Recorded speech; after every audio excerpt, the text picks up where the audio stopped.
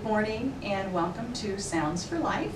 I'm Dr. Ramona Stein and I'm here with Dawn Bowerman. Good morning. And we are going to talk today a little bit about why it's important to get your hearing loss, get your hearing checked, but then also to get intervention, get treatment for the hearing loss, because the first thing is that the longer you wait to get treatment, the more difficult it is to adjust to hearing aids. And we've been doing a big promotion on it too, which you're going to see about how important, and we talked about it last time, to get your eyes checked, to get your teeth checked, and to get your hearing checked.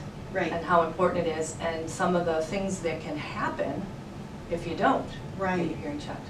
Yeah, you know, one of the tests that we do is called word recognition, and that's part of our comprehensive hearing evaluation. And we present phrases, and at the end of each phrase there's a single syllable word, and we use the results of that test to kind of gauge how well a person might do with hearing aids. And we've had customers who come in and they either have hearing aids that are no longer appropriate for their hearing loss, or they haven't gotten treatment and they've had a hearing loss for a long time. And sometimes their scores are, 30–40%. And we have had customers that after a year after treatment, we do a test again, and their scores go up to 70 or 80%. So basically what's happening is your brain, if you have a hearing loss and it's not treated, your brain is not getting a high quality acoustic signal. Right. And those portions of the brain that are responsible for interpreting what you hear atrophy. So, not that you can ever regain your hearing. No. Hearing aids just help, Right. get you to a point where you're hearing and understanding and enjoying life again. Right. These tests that you're talking about, and they're kind of funny because again in my training now, you say sentences like say the word boy and you repeat the boy, or the two syllables would be Cowboy. Cowboy is my favorite. Yeah. What are some other ones? Gosh, I say them every day. Baseball, sidewalk. Yeah, I've been saying them for 25 years, so I have a little bit of an advantage here. And I don't even think I have 25 days in yet, but anyways. So then you say them back. Now the good news is it can be retrained as far as hearing those sounds. We can't, so there's two parts to it, and I think that's what I just want to make sure people understand. Right. It's the hearing part, where again we say you don't have to talk louder to us, for people who can't hear. You have to talk slower so people can understand what you're saying. Right. That part of the brain can be retrained, but the part that can't is the part that you're not hearing, but we can help that. Right. Another important aspect of this that Dawn brought up this morning before we started filming is that we've seen some people lately, some customers lately who have long-term hearing loss, and we demonstrate hearing aids on them and they try them and they've had them for a week and they come back and say this isn't going to work. Hearing aids are not a quick fix, especially like I said, the longer you have an untreated hearing loss, the longer it's going to take you to adjust.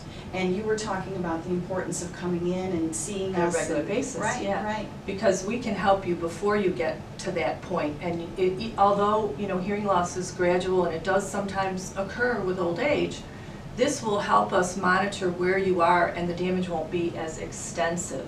So in those situations, you'll adjust slowly and they won't seem so dramatic. And as Dr. Stein said, it's very, very important. New York State gives you 45 days to test hearing aids. So we can't be with you. That's where we sort of fall down and we have to do our best in the office. We're actually currently getting our dispensing room ready to do some more testing, so we do put you in those situations, maybe restaurants and things like that, from noisy environments. We're setting up our dispensing room because that's where the challenges become the most, and we're not with you. So in that 45 days, you have to come back. Don't throw the baby out with the bathwater. Come back and say, I'm still having trouble, I'm still having trouble, I'm still having trouble. And each adjustment that we make, the better and better. Right. To doing it, and that adjustment is continuous. It doesn't stop there, because your hearing still will change in some instances, not always. Well, and the other thing that changes is your brain. So initially things might sound great with the settings that you leave the office with, but then as your brain acclimates and is kind of retrained to what it sounds like to have better hearing, your listening or your hearing needs change as far as the settings on the hearing aids. So it is important to come back and check in with us and tell us, you know, my grocery bags are too noisy, or my newspaper is too noisy, or I can hear my footsteps and that's too loud. We can make adjustments depending on the technology of the hearing aid. A lot of times we can make some significant adjustments for things like that.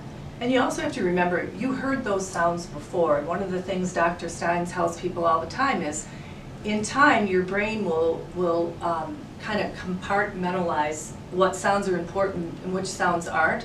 So they'll say, your brain will say, geez, that refrigerating buzzing, that's not an important sound, I'm going to put that in the back. Right. But, you know, voices are more important. So it will be retrained, but it's gradual. And again, I hear all those sounds, I just don't pay attention to Right. them unless it's a ticking clock. Then it drives me crazy. But She doesn't like our clocks. I got a new one. But for the most part, you know, in time that will get better and better. You just have to give it a chance. And I think our biggest frustration is we really want to help and we really can help. We just can't be with you 24/7. We came up with today maybe even having our clients write things down. I was in this environment. Right. Because again, when you come in to see us, you forget it as well until you're Sure. back in that situation. Yeah. So that might be a great idea. So a lot more to come because, you know, there's just so much that you really need to know about your hearing and hearing aids and how they can help. One of the things that I think I want to talk about coming up, it just made me think of it today, is the differences in technology.